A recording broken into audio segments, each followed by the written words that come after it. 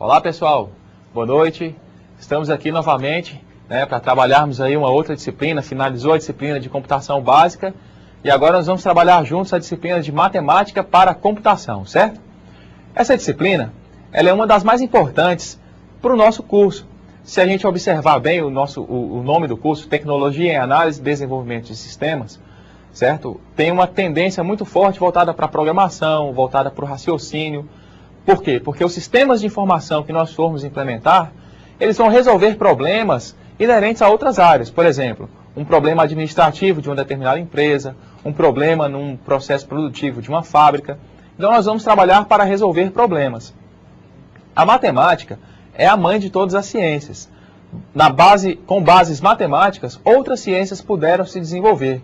Então, de certa maneira, nós podemos dizer o quê? Que a matemática é tão importante para a computação, como é importante para várias outras ciências, como a química, a física, certo? E a computação é uma ciência que tem fortes bases matemáticas. A informática não poderia ter se desenvolvido se a matemática não estivesse tão presente. Então, a matemática é uma das bases para a computação.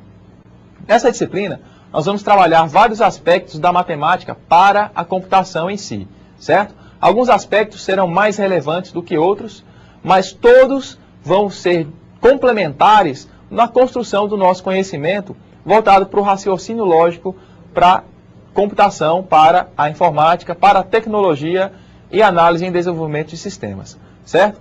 Então vamos ver aqui um pouquinho sobre a nossa disciplina, certo? Então, quais são os objetivos da disciplina e não especificamente dessa aula? Então, os objetivos da disciplina de matemática para a computação são apresentar os fundamentos da matemática para a computação, ou seja, nós vamos mostrar a base da matemática voltada para a computação, ou seja, uma parte da matemática que tem sido utilizada para o desenvolvimento da computação. Um outro objetivo é reconhecer a lógica matemática como instrumento para a validação de uma proposição. No decorrer dessa disciplina, nós vamos perceber que a lógica com bases matemáticas são extremamente importantes para a validação e representação de proposições, certo? Nós vamos entender ainda o que é uma proposição no momento oportuno, certo? Outro objetivo é estudar as estruturas matemáticas relacionadas à álgebra de Boole e suas funções. A álgebra de Boole e as funções booleanas são elementos que compõem as bases da matemática para a computação, que serão extremamente importantes não só para essa disciplina, como várias outras, certo? Como eu já falei, as disciplinas que a gente estuda, elas são complementares. Algumas são base para o desenvolvimento de outras. Um outro objetivo, trabalhar o raciocínio lógico fundamentado na matemática e voltado para a computação. Ou seja, o raciocínio lógico fundamentado na matemática. A gente sabe que a matemática é uma ciência exata, assim como a própria ciência da computação e a informática. Então, se nós conseguirmos provar alguma coisa matematicamente, significa que aquilo está certo. Se nós provamos que 2 mais 2 é igual a 4, 2 mais 2 vai ser igual a 4 em qualquer situação. Se nós conseguirmos provar matematicamente alguma coisa, então aquilo é uma verdade matemática. Uma verdade matemática, ela é dificilmente contestada. É difícil você contestar alguma coisa que é provada matematicamente, a não ser que tenha algum erro nessa prova. Então, fundamentar o nosso raciocínio com bases matemáticas significa provar por A mais B que o nosso raciocínio é correto, que o nosso raciocínio é verdadeiro, certo? Então vamos acompanhar. Para a aula 1, para a primeira aula da disciplina de matemática para a computação, nós iremos estudar a teoria dos conjuntos. No estudo da teoria dos conjuntos, nós vamos realizar operações que envolvam conjuntos e representar operações por meio dos diagramas de Euler-Venn, certo? Então, exatamente isso que a gente vai trabalhar na aula de hoje, a teoria dos conjuntos, certo? Então, vamos começar. Primeiro, vamos pensar em alguns conceitos fundamentais, como o conceito de conjunto, o conceito de elemento e o conceito de pertinência, certo? Então, quando a gente fala de matemática para a computação, de fundamentos, nós partimos de alguns conceitos primitivos, certo? O que seria um conceito primitivo? Um conceito primitivo é um conceito que não precisa necessariamente ser definido. Por exemplo, o que é um conjunto? O que é um conjunto? Um conjunto é uma coleção de elementos, é um agrupamento de alguma coisa. Ou seja, coleção e agrupamento são, na verdade, sinônimos da palavra conjunto. Não é bem uma maneira de explicar. Então, o conjunto é como se fosse um postulado da matemática. É um elemento, é um conceito que não tem uma definição precisa. Se nós buscarmos outros conceitos que não têm uma definição precisa, por exemplo, o conceito na geometria, temos o conceito de ponto, certo? Um ponto é um conceito que não tem definição, certo? Reta não tem definição. A gente sabe que uma reta é determinada por 2 pontos, mas não existe uma definição precisa para o que é uma reta, certo? Então, uma reta é um conceito primitivo, assim como um conjunto. Um outro conceito primitivo que nós temos é o conceito de elemento. O que viria a ser um elemento? Um elemento é alguma coisa dentro de um determinado domínio de aplicação, um domínio de conhecimento, uma área de saber, que faz parte de um conjunto. Exemplos de elementos e de conjuntos. Por exemplo, um jogador de futebol é um elemento que faz parte do conjunto time. Um time de futebol é um elemento que faz parte do conjunto federação. Uma federação de futebol é um elemento que faz parte do conjunto Confederação Nacional de Futebol, certo? Então, são conceitos elementares. São conceitos elementares que servem de base para a definição de outros conceitos que não são elementares, ou seja, as definições de conjunto e de elemento é como se fossem tijolos de conhecimento que nos permitem construir uma parede, ou seja, são conceitos primitivos que nos permitem definir outras coisas com base nesses conceitos primitivos. Um outro conceito primitivo que é extremamente importante nessa parte inicial da teoria de conjuntos é o conceito de pertinência. O que seria a pertinência? A pertinência significa que um determinado elemento pertence ao conjunto, certo? Então, o conceito de pertinência, ele também é um conceito primitivo. Ou seja, como eu posso definir, como eu posso classificar que um determinado elemento pertence a um conjunto? Por exemplo, um carro pode pertencer ao conjunto dos meus bens. Isso é fato, é um fato simples que fala por si só. O carro é meu. O número 2 pertence ao conjunto dos números pares. Isso não dá para a gente discutir isso. 2 é um número par. Então, essa informação é um fato atômico, é um fato que, por si só, exprime uma informação suficiente para representar uma determinada verdade no conceito da matemática, no contexto de matemática, certo? Então, são conceitos primitivos. Esses conceitos primitivos, como o de conjunto, elemento e pertinência, serão discutidos amplamente na nossa aula de hoje, certo? Para que a gente possa construir aí um determinado conhecimento, que a gente possa debater algumas coisas que vão nos permitir tirar conclusões com base em conceitos primitivos, certo? Então vamos acompanhar aqui a continuidade. Um conjunto é uma coleção de elementos, um agrupamento, uma relação. Exemplos de conjuntos. Nós podemos ter um conjunto de árvores. Um conjunto de árvores formaria o quê? Poderia formar uma floresta, certo? Nós poderíamos ter uma relação. O que seria uma relação? Uma relação seria uma sequência de itens especificados. A relação dos jogadores que compõem o time do Flamengo, por exemplo, para quem é flamenguista, né? Então, acontece uma relação. É quando o técnico da seleção brasileira vai fazer uma convocação, ele apresenta a relação dos jogadores, um conjunto dos jogadores que irão compor a seleção brasileira numa determinada partida, certo? Vamos ver aqui um outro conceito. O conceito de elemento. Um elemento é algo que faça parte de um conjunto. Por exemplo, depois que é feita a convocação da seleção brasileira, cada um dos jogadores que foram relacionados é um elemento daquele conjunto que irá representar a seleção, que irá representar o país numa determinada competição, certo? E o conceito de pertinência. A pertinência diz que um elemento pode ou não pertencer a um conjunto. Ou seja, quando eu disse que 2 pertence ao conjunto dos números pares, isso é uma verdade. Agora, por exemplo, eu poderia dizer que 2 pertence ao conjunto dos números pares, e posso dizer que o número 3 não pertence ao conjunto dos números pares. Então, a pertinência de um elemento em relação a um conjunto, ela pode ser positiva ou não. Ela é positiva quando é verdade que um determinado elemento pertence a um conjunto. E ela é negativa quando não é verdade que um determinado elemento pertence a um conjunto. Por exemplo, é verdade que o número 2 pertence ao conjunto dos números pares. Então, nesse caso, a pertinência é positiva. E não é verdade que o número 3 pertence ao conjunto dos números pares. Nesse caso, é uma pertinência negativa, ou seja, não pertence. Certo?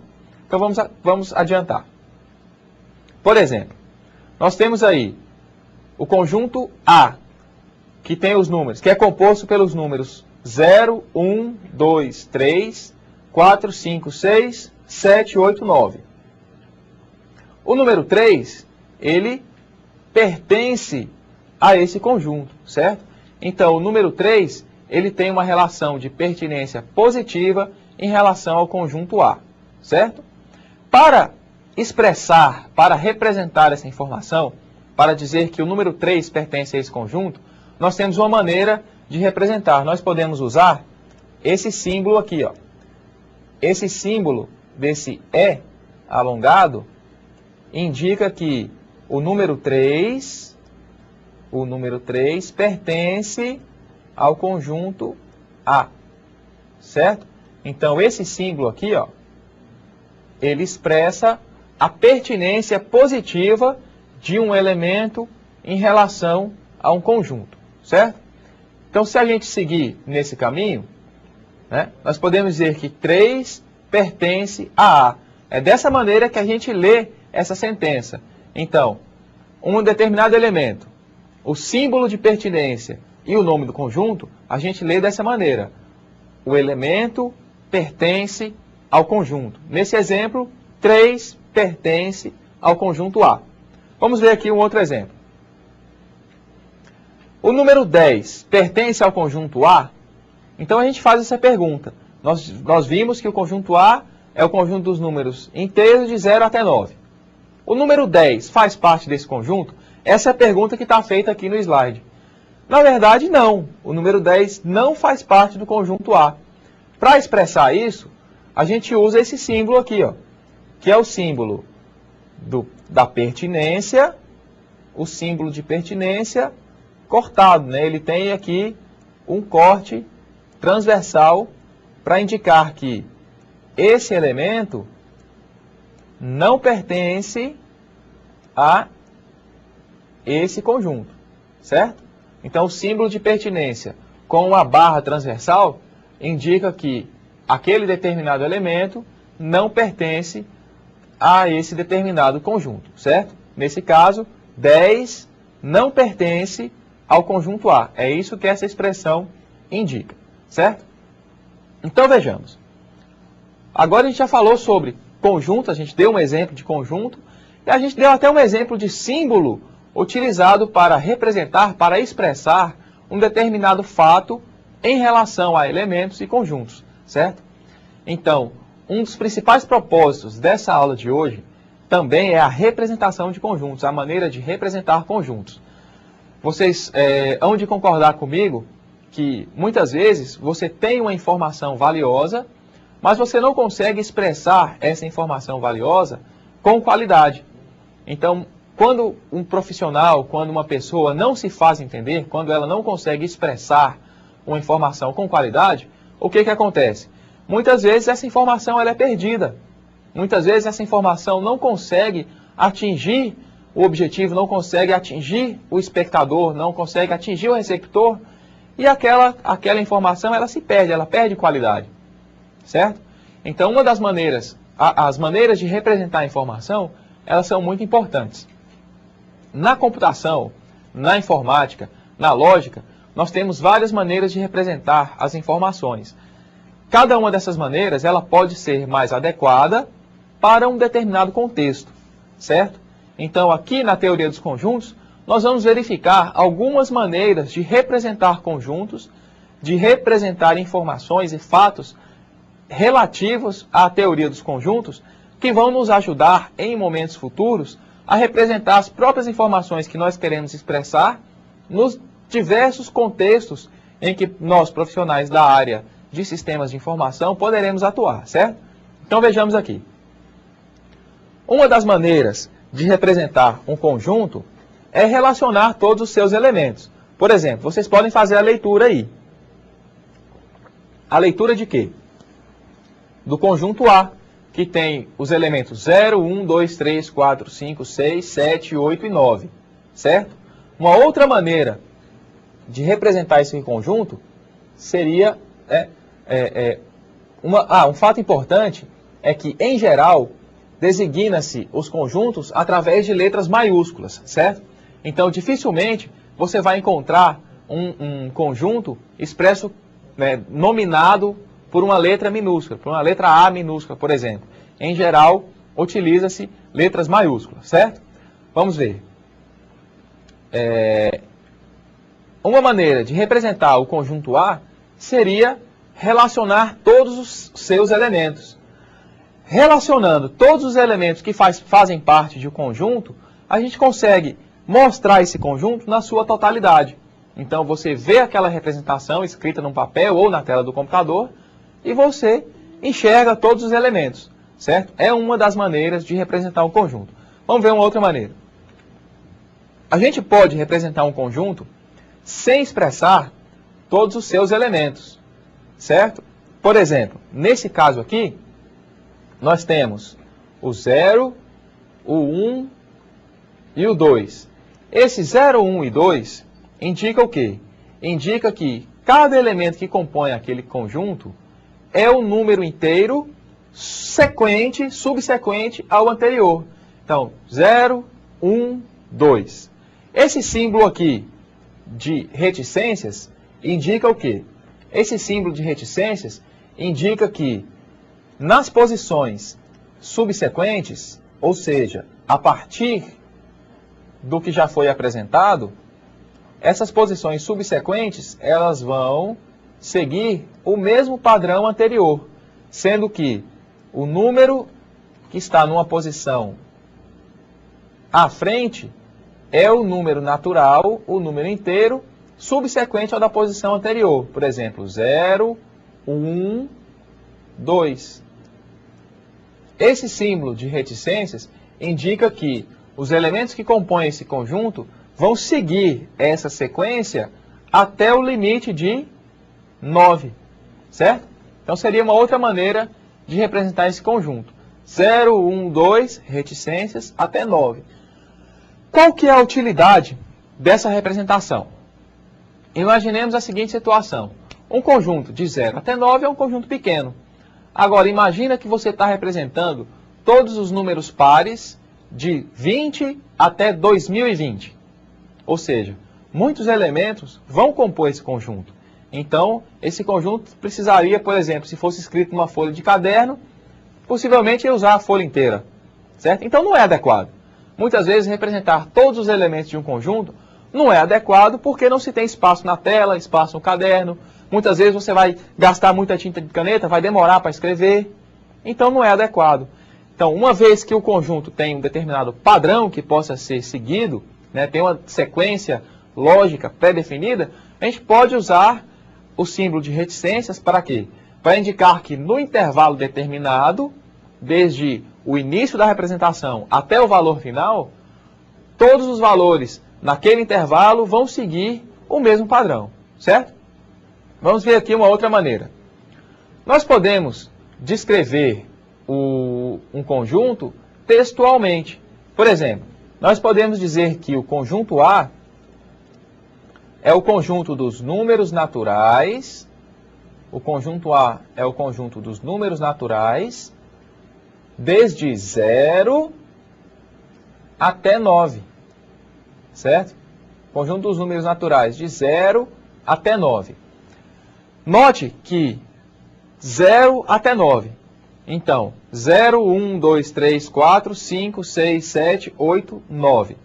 Como o 0 e o 1 fazem parte do conjunto, no slide a gente percebeu que existe a palavra aqui, inclusive.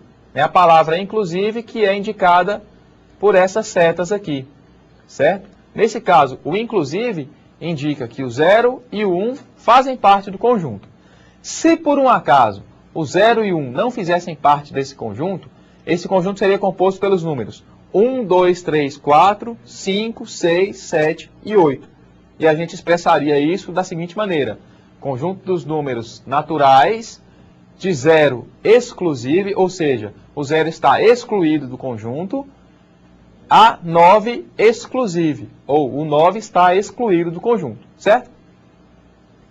Temos ainda uma outra maneira de representação, que é utilizando a simbologia. Por exemplo, nós podemos dizer que o número x, um determinado número x, ele pertence a um conjunto A, tal que x pertence a A, tal que x pertence aos números naturais e x é o número maior, né, ou seja, 0 é menor que x, menor ou igual a x, e x é menor ou igual a 9, certo? Então, 0, x vai pertencer ao conjunto A, de maneira que x é um número natural, ou seja, não vale o número fracionário. 0,5, 1,5, 2,7. X é um número natural, um número inteiro, e 0 menor ou igual a x e x menor ou igual a 9. Ou seja, x está entre 0 e 9. Significa que todos, para qualquer número x que se enquadre nessa condição, qualquer número x que se enquadre nessa condição, que condição? Nessa condição aqui, ó, que esteja entre 0 e 9, se o número x se enquadra nessa condição, x pertencerá ao conjunto A, certo? Então essa é uma outra maneira de representar os conjuntos, certo? Eu pergunto para vocês, só existe conjunto de número? O único tipo de conjunto que existe é o conjunto de números, só de números pares, números ímpares, números primos, números negativos, números positivos? Não, qualquer tipo de elemento pode ser inserido no conjunto. Por exemplo, vamos supor que nós estamos falando de conjunto de letras, certo? Então, o meu nome, Carlos Henrique Corrêa Tolentino, é um conjunto de letras, é um conjunto de palavras. Um texto é um conjunto de palavras, certo? Se você tem um conjunto de árvores, a gente pode dizer que tem uma floresta, ou um jardim, um conjunto de plantas, certo? Se você tem um conjunto de lobos, você tem uma matilha.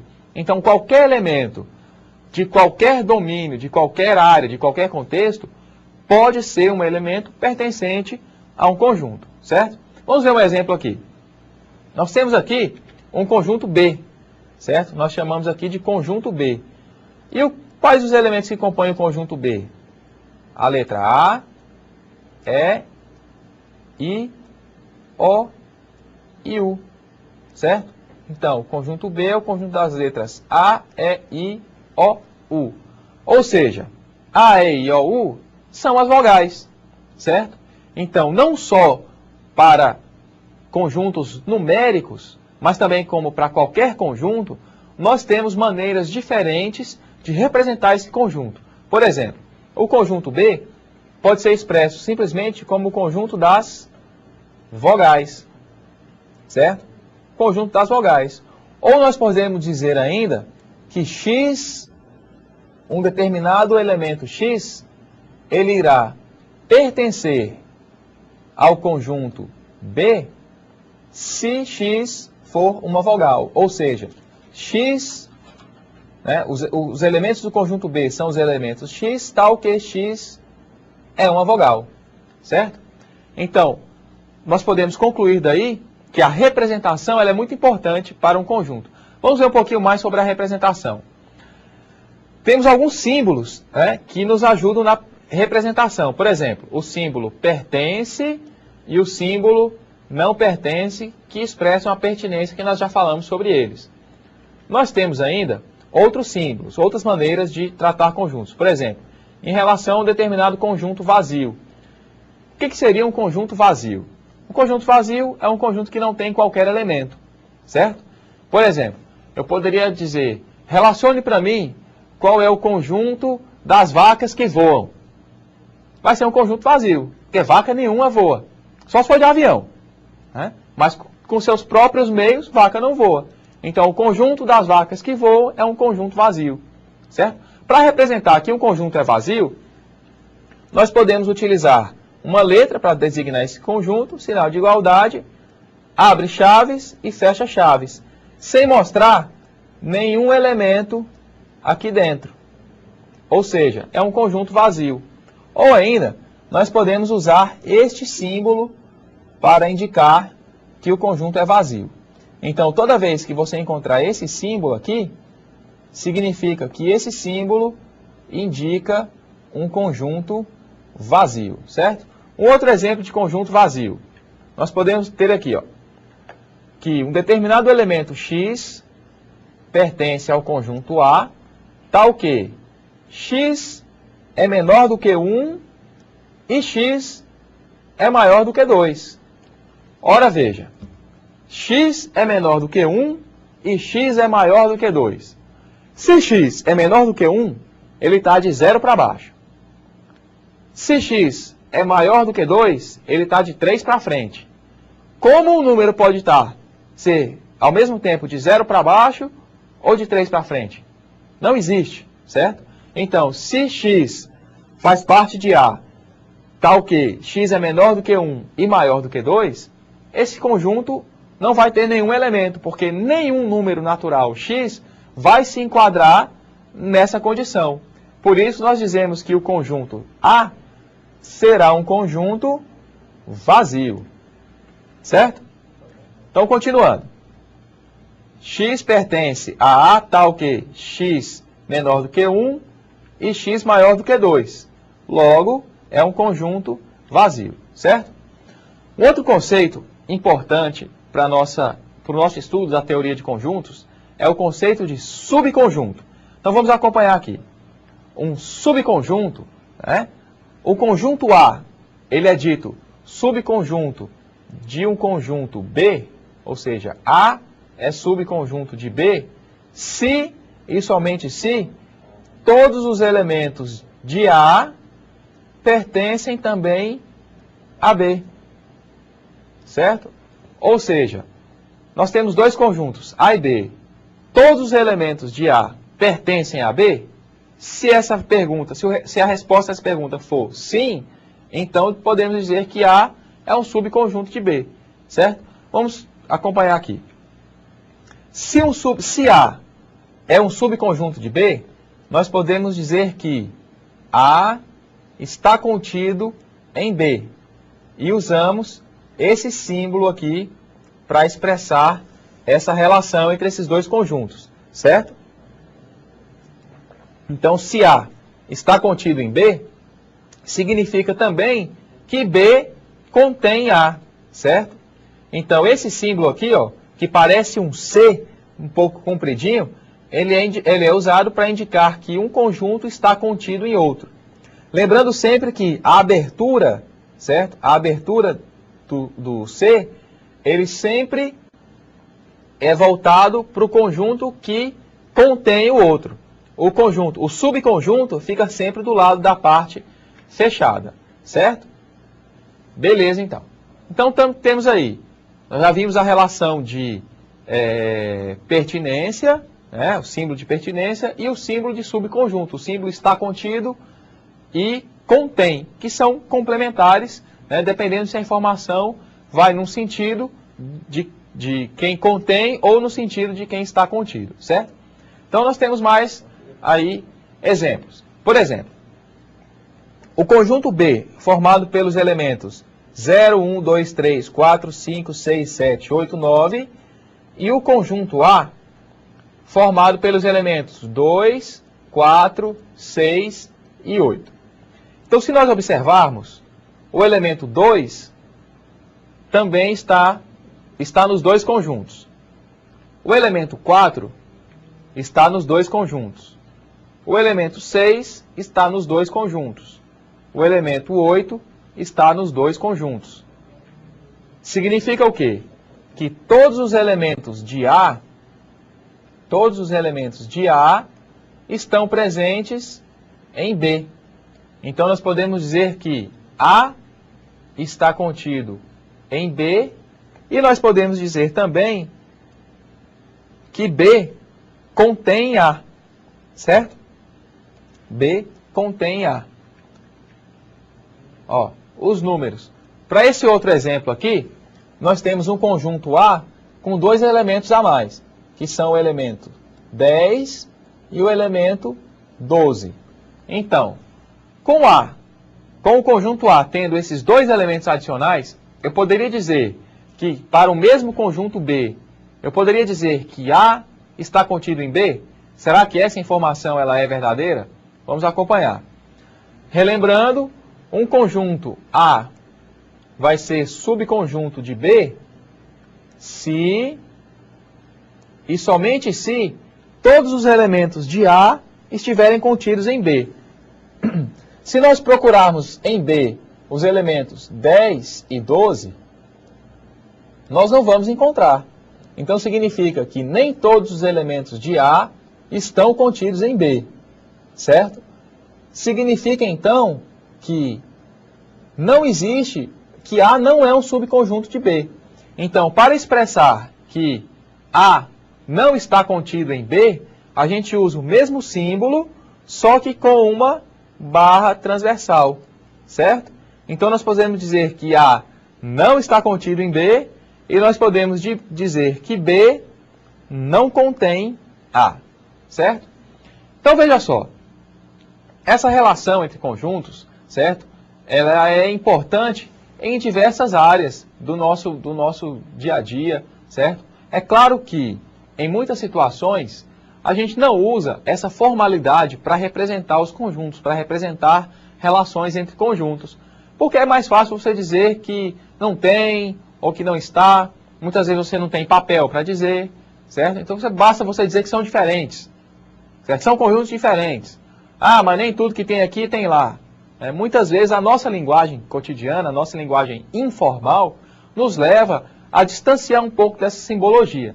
Mas para o meio acadêmico, para o meio profissional, muitas vezes é importante representar informações dessa maneira.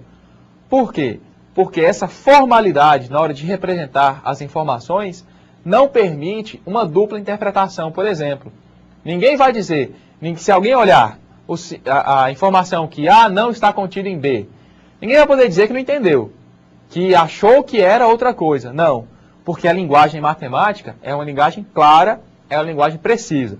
Então essa é uma das razões que a gente estuda toda essa simbologia, certo? Então vamos seguir aí.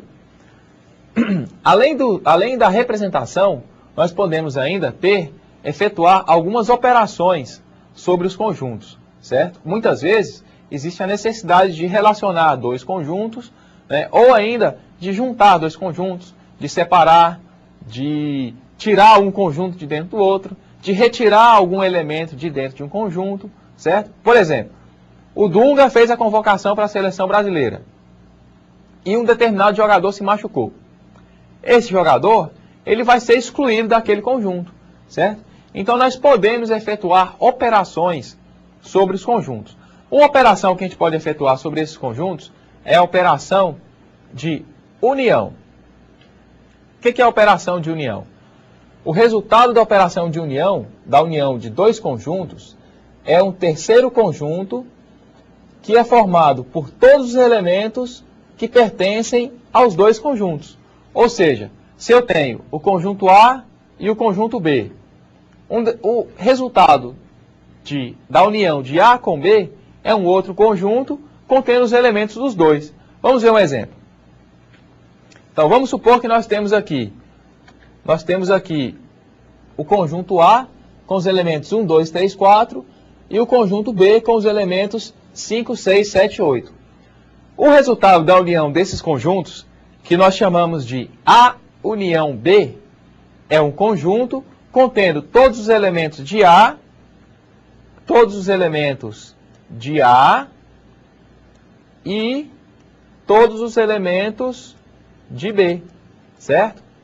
Então, a união, ou seja, A união B, é o conjunto de todos os elementos de A com todos os elementos de B, certo?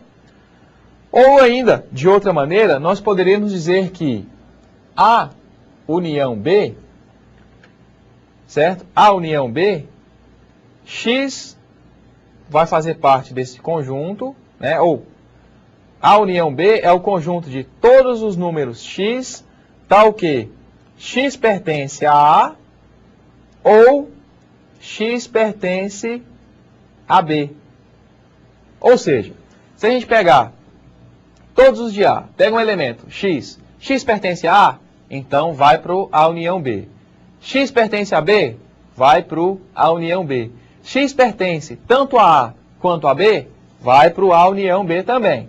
Ou seja, basta pertencer a um dos dois e ele já vai estar incluído no conjunto união, certo? Vamos ver mais aqui. Uma outra operação importante em relação aos conjuntos é a operação de intersecção, certo? A interseção de dois conjuntos é um terceiro conjunto contendo todos os elementos que pertencem aos dois conjuntos simultaneamente, certo? Pertence aos dois conjuntos simultaneamente. Então, para fazer parte do resultado da intersecção, um determinado conjunto tem que fazer parte tanto do conjunto A quanto do conjunto B, ou de quaisquer outros conjuntos que estejam envolvidos aí, certo? Então vamos ver um exemplo. Vamos supor que o conjunto A tem os elementos 1, 2, 3, 4, 5, 6, 7, 8, e o conjunto B tem os elementos 0, 1, 3, 6, 7 e 9. Então, o elemento 1 pertence aos dois conjuntos. O elemento 3 pertence aos dois conjuntos. O 6 pertence aos dois conjuntos. O 7 também. Então, nós podemos dizer que esse conjunto vai ser formado por 1, 3, 6 e 7. Certo? Então, nós temos aí um pequeno erro de digitação, né? Mas nós temos que os números 1, 3, 6 e 7 fazem parte dos dois conjuntos, certo? Então, se o número faz parte tanto do conjunto A quanto do conjunto B, significa que esse elemento vai fazer parte da intersecção entre os dois conjuntos. De uma outra maneira, nós podemos usar esse símbolo aqui, ó. Esse aqui é o símbolo da intersecção, que é um U de cabeça para baixo, certo? Então, o conjunto A interseção B é o conjunto de todos os elementos X, tal que X pertence ao conjunto A e X pertence também ao conjunto B, certo? Então, vejamos. Quando que a intersecção entre dois conjuntos ela é útil? Por exemplo, nós podemos, queremos saber, por exemplo, todos os funcionários que trabalham de manhã. Nós temos a relação dos funcionários que trabalham de manhã numa determinada empresa e a relação dos funcionários que trabalham de tarde. Eu quero saber quem são os funcionários que trabalham o dia inteiro. Basta eu comparar essas duas relações, ou esses dois conjuntos. Então eu vou verificar se um determinado elemento desse conjunto aparece tanto em um quanto no outro, esse cara trabalha o dia inteiro. Então a interseção entre o conjunto dos funcionários que trabalham de manhã e o conjunto dos funcionários que trabalham à tarde, numa determinada empresa, é a interseção entre os de manhã com os da tarde, que vai resultar no conjunto dos funcionários que trabalham o dia inteiro, certo? Outra operação importante é a diferença entre conjuntos, certo? A diferença entre dois conjuntos é um terceiro conjunto contendo os elementos que pertencem a um e não pertencem ao outro, certo? Então vejamos, aqui, se A é o conjunto que tem os números 1, 2, 3, 4, 5, 6, 7, 8, e B é um conjunto que tem os elementos 0, 1, 2, 3, 6, 7 e 9, a gente pode ver que os números 2, 4 e 5 não fazem parte do conjunto A, mas eles não fazem parte do conjunto B, além do número 8. Então, A menos B, ou seja, a diferença, o conjunto de diferença entre A e B, vai ser composto pelos elementos 2, 4, 5 e 8. Certo? Então vamos expressar a diferença de uma outra maneira. Nós podemos dizer que o conjunto de diferença de A para B vai ser composto pelos elementos x, tal que x pertence a A e x não pertence a B, certo? Então, dessa maneira, nós podemos expressar o conjunto diferença. Uma aplicação prática, por exemplo, seria, eu quero saber todos os funcionários que trabalham no turno da manhã e que não trabalham no turno da noite numa determinada empresa, certo? Então, a teoria dos conjuntos ela pode ser usada para representar várias operações que representam ações do nosso dia a dia, certo? Vamos ver o que tem para frente. Um outro conceito que pode ser aplicado em relação à teoria dos conjuntos é o conjunto das partes. O conjunto das partes é formado por todos os subconjuntos possíveis de um determinado conjunto. O que seria isso? O conjunto das partes, ele expressa todos os agrupamentos possíveis de subconjuntos de um determinado conjunto. Por exemplo, vamos pensar no seguinte.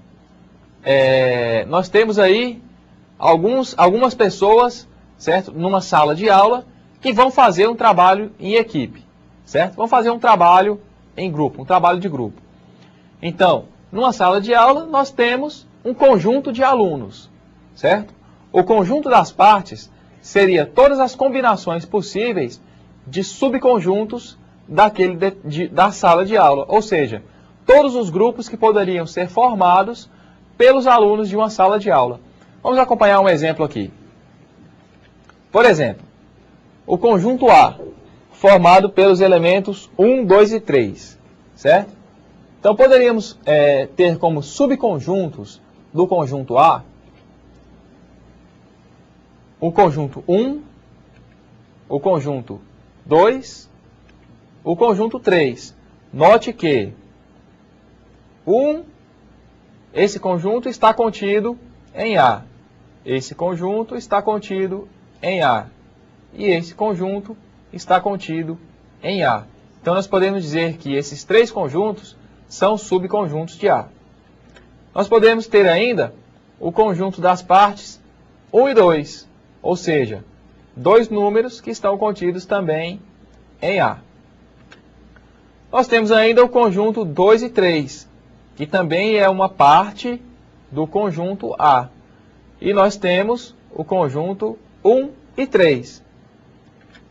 Nós temos ainda um conjunto vazio e o próprio conjunto A, certo?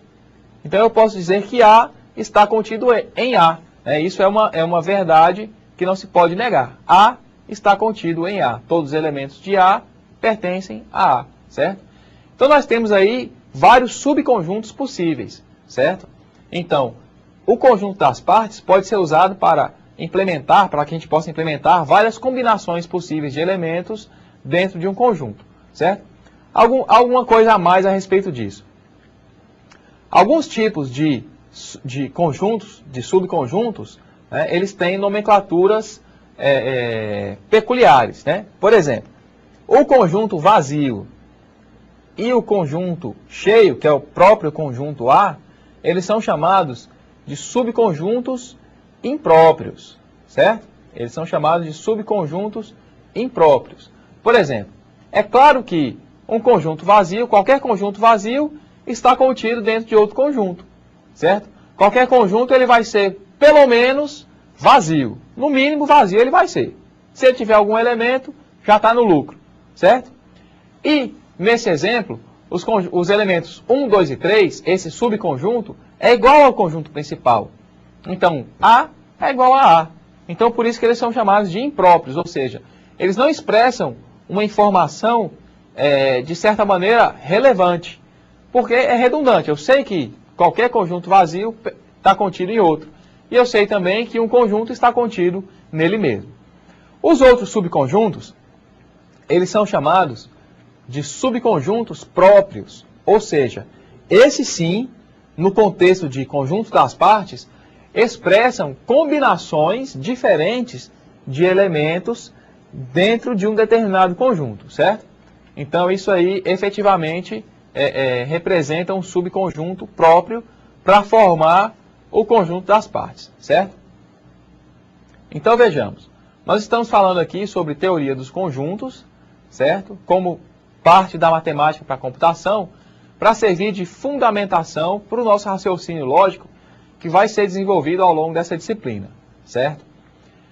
É importante a gente pensar também que a representação dos conjuntos, ela é muito importante, certo? Ela é muito importante por quê? Porque a maneira de representar a informação, ela é muito relevante para a gente que trabalha nessa área, certo? Muitas vezes, uma maneira mais precisa de representar a informação, ela é mais valiosa para a gente. Então vamos acompanhar aqui, certo? Uma maneira de representar os conjuntos através de diagramas, certo? Que é uma representação gráfica dos conjuntos. Quais que são as vantagens de você ter uma representação gráfica? Graficamente, é fácil você visualizar um conjunto, certo? Então isso aí dá uma facilidade para que a gente possa entender o que está acontecendo, certo? Então uma maneira de representar graficamente os conjuntos é utilizando os círculos de Euler ou os diagramas de Venn, né? Euler e Venn foram matemáticos aí de séculos passados que deram a sua contribuição para a matemática na teoria dos conjuntos, certo? E uma maneira mais completa de chamar essas maneiras, certo? É a utilização de diagramas de Euler-Venn, ou seja, seria a junção dessas duas nomenclaturas que estão sendo faladas aí, certo? Então vamos dar um exemplo aqui simples. Nós temos três conjuntos. O conjunto A, com os números 1, 2, 3, 4 e 5. O conjunto B, com os números 4, 5, 6, 7, 8 e 9. E o conjunto C, com os elementos 2, 4, 6, 8 e 10. Representando isso graficamente, nós teríamos para o conjunto A os elementos 1, 2, 3, 4, 5. Para o conjunto B, os elementos 6, 7, 8, 9. Para o conjunto C, nós teríamos os elementos 10, né? Ou seja, nós poderíamos inserir, além disso, o elemento 10. Veja que, através desse diagrama, a gente consegue perceber que vários elementos fazem parte de mais de um conjunto, certo? Então, dessa maneira, a gente consegue visualizar algumas coisas bem facilmente. Por exemplo, algumas coisas que a gente pode visualizar aqui. A gente pode dizer que a intersecção de A intersecção B, intersecção C, é igual a 4. Ou seja, apenas o número 4 está contido nos três conjuntos ao mesmo tempo, certo? Nós podemos dizer ainda que B intersecção C é igual a 4, 5, 4, 6 e 8. Ou seja, os valores 4, 6 e 8 pertencem ao conjunto B e ao conjunto C ao mesmo tempo. Nós podemos dizer ainda que A intersecção C é igual a 2 e 4. Ou seja, os valores 2 e 4 pertencem aos conjuntos A e C ao mesmo tempo, certo? Então veja só, usando uma representação gráfica, certo? A partir de uma representação gráfica, a gente pode compor uma série de fatos, como A intersecção B é igual a um determinado conjunto, certo? A partir desses diagramas, a gente consegue extrair bastante informação, certo? A utilização de diagramas é uma maneira diferente de apresentar a informação, certo? Então vamos ver aqui uma pequena revisão do que a gente viu na aula de hoje, né? Nós falamos sobre conjuntos, elementos e pertinência, que são conceitos, né, que são definições, são conceitos primitivos que permitem trabalhar a teoria dos conjuntos. Nós falamos ainda sobre subconjunto e conjunto vazio, certo? Então são as definições que a gente viu aí na aula de hoje, certo? Nós vimos ainda sobre a representação, maneiras de escrever os conjuntos, a descrição textual, a notação matemática ou a simples relação de todos os elementos que compõem um conjunto, certo? Essa é uma das partes mais importantes dessa aula de hoje. A representação, a maneira de você representar o conjunto, os símbolos que são usados, certo? A informação que está expressa ali é uma das partes mais importantes da aula de hoje, certo? Nós vimos ainda as operações que são realizadas sobre os conjuntos, né? A operação de união, a operação de interseção e a operação da diferença, certo?